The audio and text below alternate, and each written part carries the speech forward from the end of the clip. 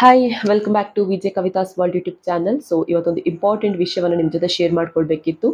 And ಈ ಆ್ಯಡ್ಗಳಲ್ಲೆಲ್ಲ ಕೆಲವು ಬರುತ್ತಲ್ವಾ, ಅದು ಸತ್ಯನಾ ನಿಜಾನ ಅದನ್ನೆಲ್ಲ ನೋಡ್ಕೊಂಡು ಸ್ವಲ್ಪ ಇದು ಮಾಡ್ಕೊಳ್ಳಿ. ಯಾಕಂತ ಹೇಳಿದರೆ ತುಂಬ ಕಡೆಗಳಲ್ಲಿ ಮೋಸ ಆಗ್ತಾ ಇದೆ. ಸೊ ಇದರ ಬಗ್ಗೆ ಇವತ್ತು ವಿಡಿಯೋ ಮಾಡ್ತಾ ಇದ್ದೇನೆ. ಸೊ ಒಂದು ಇಂಪಾರ್ಟೆಂಟ್ ಒಂದು ಪರ್ಟಿಕ್ಯುಲರ್ ವಿಷಯವನ್ನು ತಗೊಂಡು ವಿಡಿಯೋ ಮಾಡ್ತಾ ಇದ್ದೇನೆ. ಸೊ ಬನ್ನಿ ಅದಕ್ಕೂ ಮುನ್ನ ಇವತ್ತಿನ ಬ್ಲಾಗ್ ಶುರು ಮಾಡೋಣ.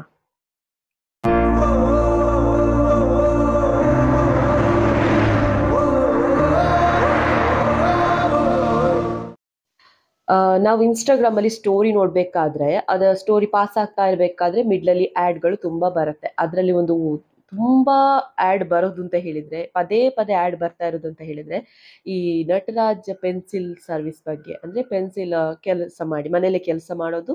ಸೊ ನಿಮಗೆ ತಿಂಗಳಿಗೆ 30,000 ಬರುತ್ತೆ, 15,000 ಫಸ್ಟಿಗೆ ನಿಮಗೆ ಪೇ ಮಾಡ್ತೇವೆ, ಮತ್ತು 30,000 ಬರುತ್ತೆ, ನಿಮಗೆ ನಾವೇ ಕಳಿಸಿ ಕೊಡ್ತೇವೆ, ಅದನ್ನು ನಮಗೆ ಪ್ಯಾಕ್ ಮಾಡಿ ಕೊಟ್ಟರೆ ಆಯಿತು ಅಂತ ಅದೊಂದು ಮೆಸೇಜ್ ಬರ್ತಾ ಇರುತ್ತೆ. ಬೇಕಾದರೆ ನಾನು ಡಿಸ್ಪ್ಲೇಲಿ ಹಾಕ್ತೇನೆ ನೋಡಿ. ಸೊ ಈ ತರ ತುಂಬಾ ಮೆಸೇಜ್ ಬರ್ತಾ ಇರುತ್ತೆ. ಸೊ ಹಾಗಾಗಿ ನಾನು ಕೂಡ ಒಂದ್ಸಲ ನೋಡ್ಬೇಕು, ಪದೇ ಪದೇ ಬರ್ತಾ ಉಂಟು, ಇದ್ರಲ್ಲಿ ಏನೋ ಮೋಸ ಇರಬೇಕು ಅಂತ ಹೇಳಿ ಅದರಲ್ಲಿ ವಾಟ್ಸಪ್ ನಂಬರ್ ಇತ್ತಲ್ವಾ. ಸೊ ಚಾಟ್ ವಾಟ್ಸಪ್ ಅಂತ ಇತ್ತು, ಅದಕ್ಕೆ ಕ್ಲಿಕ್ ಕೊಟ್ಟಾಗ ಡೈರೆಕ್ಟ್ ವಾಟ್ಸಪ್ಪಿಗೆ ಮೆಸೇಜ್ ಹೋಗುತ್ತೆ. ಸೊ ನಾನು ಇದರ ಬಗ್ಗೆ ನನಗೆ ಇನ್ನಷ್ಟು ಮಾಹಿತಿಗಳು ಬೇಕು ಅಂತ ಅಂದ್ರೆ ಫಾರ್ ಮೋರ್ ಇನ್ಫಾರ್ಮೇಶನ್ ಅಂತ ನಾನು ಮೆಸೇಜ್ ಹಾಕಿದೆ. ಸೊ ನನಗೆ ಕೆಲವೊಂದಿಷ್ಟು ಫೋಟೋಸ್ ಎಲ್ಲ ಕಳಿಸಿದ್ರು. ಅವರು ವರ್ಕ್ ಇದ್ರಂತೆ, ಏನು ಕಂಪೆನಿದ್ದು, ಅಂದ್ರೆ ಪ್ಯಾಕಿಂಗ್ ಮಾಡೋದಂತೆ, ಹಾಗೆ ಅಂತ ನೋಡ್ಬೇಕಾದ್ರೆ ನಂಗೆ ಯಾವುದು ಅದರಲ್ಲಿ ರಿಯಲ್ ಫೋಟೋಸ್ ಅಂತ ಅನ್ಸೇ ಇಲ್ಲ. ಎಲ್ಲ ಗೂಗಲ್ ಫೋಟೋಸ್ ತರ ಇತ್ತು. ಓಕೆ ಆಯ್ತು ಬಿಡಿ, ನೋಡುವ. ID ಕಳಿಸಿದ್ರು. ಸೊ ID ನೋಡ್ಬೇಕಾದ್ರೆ ಅಲ್ಲಿ ಅಷ್ಟು ಚೆನ್ನಾಗಿ ಗೊತ್ತಾಗ್ತಾ ಇದೆ ಅದು ಎಡಿಟೆಡ್ ID ಅಂತ. ನೋಡಿ ನೀವು ಐಡಿಯಲ್ಲಿ ಈ ಹೆಸರು ಮತ್ತೆ ID ನಂಬರ್ ಎಲ್ಲ ಇರುತ್ತಲ್ವಾ, ಅದೆಲ್ಲ ಬೋಲ್ಡ್ ಅಲ್ಲಿ ಬೋಲ್ಡ್ ಅಲ್ಲಿ ಒಂದು ಹಾಗೆ ನಾರ್ಮಲ್ ಆಗಿ ಹಾಗೆ ಎಲ್ಲ ಇತ್ತು. ಸೊ ಅದರಲ್ಲಿ ಒಂದು ದೊಡ್ಡ ಲೋಗೋ ಹಾಕಿದ್ದಾರೆ, ಅದು ಪಕ್ಕ ಗೊತ್ತಾಗುತ್ತೆ ಫೇಕ್ ID ಅಂತ. ಸೊ ನನ್ಗೆ ಯಾಕೋ ಇದು ಫೇಕ್ ಅನ್ಸಿತ್ತು. ಮತ್ತೆ ಫಾರ್ ಮೋರ್ ಇನ್ಫಾರ್ಮೇಶನ್ ಹಾಕಿದಾಗ ಅವರು ಇನ್ನಷ್ಟು ಇನ್ಫಾರ್ಮೇಶನ್ ಹಾಕ್ತಾ ಇದ್ರು. ಕನ್ನಡದಲ್ಲಿ ಇನ್ಫಾರ್ಮೇಶನ್ ಹಾಕಿದ್ರು. ಓಕೆ, ಅವ್ರಿಗೆ ಕನ್ನಡ ಬರೋದಿಲ್ಲ. ಅಂದ್ರೆ ಅವ್ರು ವಾಟ್ಸಪ್ ಕಾಲ್ ಮಾಡಿದ್ರು, ಅದರಲ್ಲಿ ಅದು ಕೂಡ ಇಂಗ್ಲಿಷ್ ಕೂಡ ಕರೆಕ್ಟ್ ಬರ್ತಾ ಇಲ್ಲ ಅವರಿಗೆ. ನೋ ಮೆಸೇಜ್ ಓನ್ಲಿ ಕಾಲ್ ಹಾಗೆ ಹೀಗೆ ಅಂತ ಹಾಕ್ತಾ ಇದ್ರು. ಕರೆಕ್ಟ್ ಆಗಿ ಇಂಗ್ಲಿಷ್ ಕೂಡ ಮಾತಾಡಲಿಕ್ಕೆ ಬರಲ್ಲ, ಕರೆಕ್ಟ್ ಆಗಿ ಕನ್ನಡ ಕೂಡ ಮಾತಾಡೋದು ಬರೋದಿಲ್ಲ. ಸೊ ಇವರು ಹಿಂದಿಯವರು. ಓಕೆ, ಹಿಂದಿಯವರು ಇವರು. ಸೊ ನಾನು ಮೆಸೇಜ್ ಹಾಕಿದಾಗ ಅದರಲ್ಲಿ ಬಂತು, ಇಂಥ ಒಂದು ಕೆಲಸ ನಾವು ನಿಮ್ಗೆ ಕಳಿಸಿಕೊಡ್ತೇವೆ, ಲಾಸ್ಟಿಗೆ ಒಂದು ಇತ್ತು. ಇದಕ್ಕೆ ಫೀಸ್ 799 ರೂಪಾಯಿ, ಕೆಲವಿದ್ರಲ್ಲಿ 499 ಆ ಥರ ಇತ್ತು. ಆ, ನೀವು ಫೀಸ್ ಇಷ್ಟು ಕಟ್ಟಬೇಕು, ಆನಂತರ ನಾವು 15,000 ಹಣ ಕೊಡ್ತೇವೆ, ನಂತರ ನಿಮಗೆ ಪ್ರಾಡಕ್ಟ್ಗಳನ್ನೆಲ್ಲ ಕೊಡ್ತೇವೆ, ಅದನ್ನ ಪ್ಯಾಕ್ ಮಾಡಿ ನಮಗೆ ಕಳಿಸ್ಬೇಕು, ನಿಮಗೆ ತಿಂಗಳಿಗೆ 30,000, ಮಂತ್ಲಿ ನಿಮಗೆ 30,000 ನಾವು ಕೊಡ್ತೇವೆ ಅಂತ ಇತ್ತು. ಓಕೆ ಓಕೆ, 500 ರೂಪಾಯಿ ಅಂತ ಅನ್ಕೊಳ್ವಾ. 500 ರೂಪಾಯಿಗೆ ಪ್ರತಿಯೊಬ್ರು ಈ ತರ ಅಪ್ಲೈ ಮಾಡಿದ್ರು, ಎಷ್ಟು ಹಣ ಇತ್ತು. ಓಕೆ. ನಂಗೆ ಯಾಕೋ ಇದು ಫೇಕ್ ಅಂತ ಅನಿಸಿತು. ಓಕೆ, ಹೌದಾ?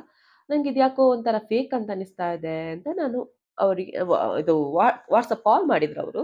ಅದಕ್ಕೆ ಇಮಿಡಿಯೇಟ್ ಆಗಿ ಹೇಳಿದ್ರು ಅವ್ರು ಎಂತ ಅಂತ ಹೇಳಿದ್ರೆ, ನನಗೆ ನಿಮ್ಮ ಸೆಲ್ಫಿ ಫೋಟೋ ಕಳಿಸಿ, ಆಧಾರ್ ಕಾರ್ಡ್ ಫೋಟೋ ಕಳಿಸಿ, ಪಾನ್ ಕಾರ್ಡ್ ಕಳಿಸಿ ಅಂತ ಹೇಳಿದ್ರು. ಅದೆಲ್ಲ ಯಾಕೆ ಕಳಿಸ್ಬೇಕು ಅಂತ ಕೇಳಿದೆ ನಾನು. ನಾನು ಈಗಲೇ ನಿಮ್ಮ ID ಮಾಡಿ ಬಿಡ್ತೇನೆ, ನಿಮ್ಗೆ ID ಕಳಿಸಿದ ನಂತರ ಬೇಕಾದ್ರೆ ಪೇ ಮಾಡಿ ಅಂತ ಹೇಳಿದ್ರು. ಇದ್ರಲ್ಲೂ ನಂಗೇನೋ ಒಂಥರ ಡೌಟ್ ಆಯ್ತು. ಇದೇನ್ ಗೊತ್ತಾ? ಇದು ಈ ಆನ್‌ಲೈನ್ ಲೋನ್ ಸರ್ವಿಸ್ ಎಲ್ಲ ಉಂಟಲ್ವಾ? ಅದಕ್ಕೆಲ್ಲ ಇದ್ ಮಾಡೋದು.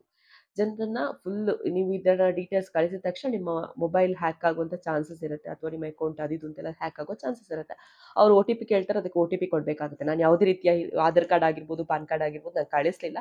ಸೊ ಇದು ಟ್ರೂಲಿ ನಾನು ಫೇಕ್ ಅಂತ ನಾನು ಅವರಿಗೆ ಹೇಳ್ಬಿಟ್ಟೆ. ನೀವು ಫೇಕ್ ಸರ್ವಿಸ್ ಅನ್ನ ಕೊಡ್ತಾ ಇದ್ರಿ, ನಿಮ್ಮ ಬಗ್ಗೆ ನಾನು ಆಕ್ಷನ್ ತಗೊಳ್ತೇನೆ ಅಂತ ಹೇಳಿದೆ ನಾನು ಅವ್ರ ಹತ್ರ. ಅದಕ್ಕೆ ಅವರಿಗೆ ಭಯ ಆಯ್ತು ಅನ್ಸುತ್ತೆ. ನೀವ್ ಏನ್ ಹೇಳ್ತಾ ಇದ್ದೀರಾ? Are you stupid? Are you mental? ಇದ್ದದೆಲ್ಲ ಬೈಲಿಕ್ಕೆ ಸ್ಟಾರ್ಟ್ ಮಾಡಿದ. ಸೊ ಅದು ಕೂಡ ಅವನಿಗೆ ಕರೆಕ್ಟ್ ಆಗಿ ಇಂಗ್ಲಿಷ್ ಬರೋದಿಲ್ಲ. ಅದೆಂತ ಗೊತ್ತುಂಟಾ? ಒಂಥರ ಈ ತೊದಲು ತೊದಲು ಮಾತಾಡ್ತಾರಲ್ವಾ, ಆ ತರ ಮಾತಾಡ್ತಿದ್ದ. ಆ, ಆರ್ ಯು, ನಾವು ಇಂಗ್ಲಿಷ್ ಅಲ್ಲಿ ಫ್ಲೂಯೆಂಟ್ ಆಗಿ ಮಾತ್ರ ಆರ್ ಯು ಮೆಂಟಲ್ ಅಂತ ಹೇಳ್ತಾರೆ, ಹಾಗೆಲ್ಲ ಆರ್ ಯು ಮೆಂಟಲ್, ಆ ತರ ಒಂಥರ ಈ ಹಳ್ಳಿಯಲ್ಲಿ ಹಳ್ಳಿ ಅಂತಲ್ಲ, ಪರವಾಗಿಲ್ಲ, ನಮ್ಮ ಮಾತಾಡ್ತಾರಲ್ವಾ, ಅವ್ರಿಗೆ ಇಂಗ್ಲಿಷ್ ಗೊತ್ತಿಲ್ಲ, ಅಮ್ಮ ಮಾತಾಡೋರಿಗೆ ಹೇಗಿರ್ತದೆ ಆ ತರ ಮಾತಾಡ್ತಿದ್ದಾರೆ. ನನ್ಗನ್ಸಿದ್ದು ಪಕ್ಕಾ ಫೇಕ್ ಅಂತ ಅನ್ಸಿತ್ತು ನನಗೆ. ಸೊ ಹಾಗಾಗಿ ನಾನು ನಿಮ್ಗೆಲ್ಲ ನಾನು ಡೀಟೇಲ್ಸ್ ಹಾಕ್ತೇನೆ, ವಿತ್ ಪ್ರೂಫ್ ಸಮೇತ ಹಾಕ್ತೇನೆ ನಿಮ್ಗೆ. ಆಮ್, ಆಗ ನಾನು ಹೇಳಿದೆ ಇದು ಫೇಕ್ ID, ಇದು ನಿಮ್ಮ ಏನು ಅಡ್ರೆಸ್ ಕಳಿಸಿ ಅಂತ ಹೇಳಿದೆ. ಅಡ್ರೆಸ್ ಕಳಿಸುವಾಗ ದೇವನಹಳ್ಳಿ ಬ್ಯಾಂಗ್ಳೂರು ಅಂತ. ದೇವನಹಳ್ಳಿ ಬ್ಯಾಂಗ್ಳೂರಿಗೆ ಕನ್ನಡ ಬರದೇನು, ಕನ್ನಡದಲ್ಲಿ ಅವರು ಮಾಹಿತಿಯನ್ನು ಕನ್ನಡದಲ್ಲಿ ಹಾಕ್ತಾರೆ, ಅವರಿಗೆ ಕನ್ನಡ ಮಾತಾಡ್ಲಿಕ್ಕೆ ಬರೋದಿಲ್ಲ ಅಂತೆ. ಸೊ ನಾನು ಹೇಳಿದೆ, ಐಡಿಯನ್ನ ಮೆನ್ಷನ್ ಮಾಡಿ ಹೇಳಿದೆ, ಇದು ಫೇಕ್ ID ಅಂತ ಹೇಳಿದೆ. ಆರ್ ಯು ಮೆಂಟಲ್ ಅಂತ ಹೇಳಿದ. ನಂತರ ನಾನು ಯು ಮೆಂಟಲ್ ಅಂತ ಕಳಿಸಿದೆ. ಓಕೆ. ಕಳಿಸಿದ ನಂತರ ಅವನು ಅವನಿಗೆ ಗೊತ್ತಾಯ್ತಾ ಏನು ಎಲ್ಲ ಡಿಲೀಟ್ ಮಾಡಿದ. ನಾನು ಅದು ಕೂಡ ನಿಮ್ಗೆ ಸ್ಕ್ರೀನ್‌ಶಾಟ್ ಹಾಕ್ತೇನೆ. ಎಲ್ಲ ಡಿಲೀಟ್ ಮಾಡ್ಕೊಂಡು ಹೋದ. ಅದಕ್ಕೆ ನಾನು ಹೇಳಿದೆ, "ನೀನು ಎಷ್ಟು ಡಿಲೀಟ್ ಮಾಡಿದ್ರು ನಾನು ಸ್ಕ್ರೀನ್‌ಶಾಟ್ ಹಾಕಿಟ್ಕೊಂಡಿದ್ದೇನೆ" ಅಂತ. ಓಕೆ. ಆನಂತರ ವಾಪಸ್ ಇನ್‌ಸ್ಟಾಗ್ರಾಮಿಗೆ ಹೋದೆ. ಇನ್‌ಸ್ಟಾಗ್ರಾಮ್ ಒಂದೊಂದು ಸ್ಟೋರಿ ನೋಡ್ಬೇಕಾದ್ರೂ ಅಲ್ಲಿ ಮಿಡ್ಲಲ್ಲಿ ಇದೇ ಇತ್ತು. ಪ್ರತಿಯೊಂದು ಅದ್ರಲ್ಲಿ ಎಲ್ಲೆಲ್ಲಿತ್ತು ಅದೆಲ್ಲದಕ್ಕೂ ಮೆಸೇಜ್ ಹಾಕಿದೆ ನಾನು. ಓಕೆ. ಮೆಸೇಜ್ ಹಾಕಿದೆ, "ನಂಗೆ ಇದ್ರ ಬಗ್ಗೆ ಮಾಹಿತಿ ಬೇಕು" ಅಂತ. ಅವರಿಗೆ ಗೊತ್ತಾಯ್ತಾ ಏನೋ ಗೊತ್ತಿಲ್ಲ. ಇದು ಬೇರೆ ಬೇರೆ ನಂಬರ್ ಇತ್ತು. ಸೊ ಗೊತ್ತಾಯ್ತೇನೋ ಅದು ಒಂದೇ ಗ್ರೂಪ್ ಎಲ್ಲರದ್ದು ಕೂಡ. ಅಡ್ರೆಸ್ ಸೇಮ್ ದೇವನಹಳ್ಳಿ, ಬ್ಯಾಂಗ್ಳೂರ್, ಕರ್ನಾಟಕ ಅಂತ ಹೇಳಿದ್ರು. ಓಕೆ. ಫುಲ್ ಅಡ್ರೆಸ್ ಕೊಡ್ತಾರೆ. ನಾನು ಒಬ್ರತ್ರ ಮಾತ್ರ ಹೇಳಿದೆ, "ನೀವು ನನಗೆ ಅಡ್ರೆಸ್ ಕಳಿಸಿ. ನನ್ನತ್ರ ಅಕೌಂಟಲ್ಲಿ ಹಣ ಇಲ್ಲ. ಹಾಗಾಗಿ ನಾನು ಅಲ್ಲಿಗೆ ಬಂದು ಪೇ ಮಾಡ್ತೇನೆ. ಇಷ್ಟೇ ಆಗ್ಲಿ ಅದಕ್ಕಿಂತ ಡಬಲ್ ಪೇ ಮಾಡ್ಲಿಕ್ಕೂ ರೆಡಿ ಇದ್ದೇನೆ. ನಂಗೆ ಕೆಲ್ಸ ಬೇಕು" ಅಂತ ಹಾಗೆಲ್ಲ ಹಾಕಿದೆ. ಅವ್ರ ಅಡ್ರೆಸ್ ಇಷ್ಟೇ ದೇವನಹಳ್ಳಿ, ಬ್ಯಾಂಗ್ಳೂರ್, ಕರ್ನಾಟಕ ಇಷ್ಟೇ. ಸೊ ಎಷ್ಟೆಲ್ಲ ಮಂಗ ಮಾಡ್ತಾರೆ ನೋಡಿ. ಇದನ್ನೆಲ್ಲ ಜನರು ನಂಬ್ಕೊಂಡು ಪಾಪ ಕೆಲ್ಸ ಇರೋದಿಲ್ಲ, ಇದಾದ್ರೂ ವರ್ಕ್ ಫ್ರಮ್ ಹೋಮ್ ಅಲ್ಲ ಮಾಡು ಅಂತ ಹೇಳಿ ಅವರಿಗೆ ಅದರ ಡೀಟೇಲ್ಸ್ ಕಳಿಸ್ತಾರೆ. ಇದರಿಂದ ತುಂಬಾ ಪ್ರಾಬ್ಲಮ್ ಆಗುತ್ತೆ. ಈ ತರ ಅಂದ್ರೆ ಈ ತರ ಬರುತ್ತೆ ಅಲ್ವಾ ಇನ್‌ಸ್ಟಾಗ್ರಾಮಲ್ಲಿ ಆಡ್ ಅದು ಇದು ಅನ್ನೋದನ್ನ ಯಾವತ್ತೂ ಕೂಡ ನಂಬಲಿಕ್ಕೆ ಹೋಗ್ಬೇಡಿ. ಅದನ್ನ ಸ್ವಲ್ಪ ನೋಡ್ಕೊಂಡು ನಂಬಿ. ಯಾಕಂತ ಹೇಳಿದ್ರೆ ಅವ್ರು ಅದರಲ್ಲಿ ಹಣ ಮಾಡೋ ಉದ್ದೇಶ ಅವರಿಗೆ. ಅದ್ರೊಂದು ದೊಡ್ಡ ಗ್ರೂಪೇ ಇದೆ. ನಂಗೆ ಗೊತ್ತಿರೋ ಪ್ರಕಾರ ಇದು ಮಧ್ಯಪ್ರದೇಶದಲ್ಲಿ ಆಗ್ತಾ ಇರುವಂತದ್ದು ಅಂತ. ಅಂದ್ರೆ ಅವರನ್ನ ಯಾರಿಗೂ ಕಂಡು ಹಿಡಿಯೋದಕ್ಕಾಗಲ್ಲ. ಸೊ ನಾನ್ ನಿಮ್ಗೆಲ್ಲ ನಂಬರ್ ಬೇಕಂದ್ರೆ ಹಾಕ್ತೇನೆ. ನೀವೇ ಬೇಕಾದ್ರೆ ಕಾಲ್ ಮಾಡಿ ನೋಡಿ ಹೇಗೆ ಹೇಳ್ತಾರೆ ಅಂತ. ಅವರಿಗೆ ಕನ್ನಡ ಬರುತ್ತೆ ಅಂತ ಹೇಳಿದ್ರು. ದೇವನಹಳ್ಳಿ, ಬ್ಯಾಂಗ್ಳೂರ್ ಆದ್ರೆ ಕನ್ನಡ ಬರಲೇಬೇಕು. ಬಟ್ ಯಾರಿಗೂ ಒಬ್ರಿಗೂ ಕನ್ನಡ ಬರೋದಿಲ್ಲ. ನಾನೊಂದು 4, 5 ನಂಬರ್‌ಗೆ ಮೆಸೇಜ್ ಹಾಕಿದೆ. ಆಡ್ ನೋಡಿ. ಸೊ ಎಲ್ಲದ್ರದ್ದು ಅಡ್ರೆಸ್ ಸೇಮ್ ಬಟ್ ಅವರಿಗೆ ಕನ್ನಡ ಗೊತ್ತಿಲ್ಲ. ಸೊ ಇದು ಮಧ್ಯಪ್ರದೇಶ ಅಂದ್ರೆ ಹಿಂದಿಯಲ್ಲಿ ಮಾತಾಡ್ತಿದ್ರು. ಅವರ ಇದು ನೋಡುವಾಗ ಮಧ್ಯಪ್ರದೇಶ್ ಅನ್ಸುತ್ತೆ. ಸೊ ಸ್ವಲ್ಪ ಈ ತರ ಎಲ್ಲ ಆಡ್ ಬರುವಾಗ ತುಂಬಾ ಎಚ್ಚರಿಕೆಯಿಂದ ಇರಿ.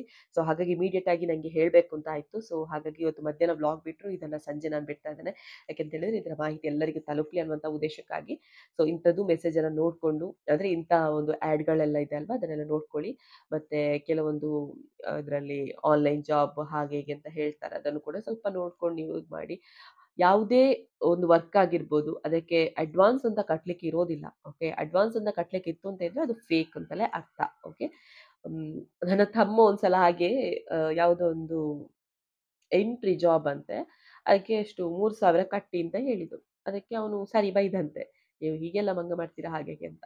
ಅದಕ್ಕೆ ಅವಳು ಹೇಳುದಂತೆ, "ನೀವು ಇಷ್ಟೆಲ್ಲ ನಂಗೆ ಬೈದ್ರಲ್ಲ ನಾನು ಕಂಪ್ಲೇಂಟ್ ಮಾಡ್ತೇನೆ" ಹಾಗೆ ಹೀಗೆ ಅಂತ.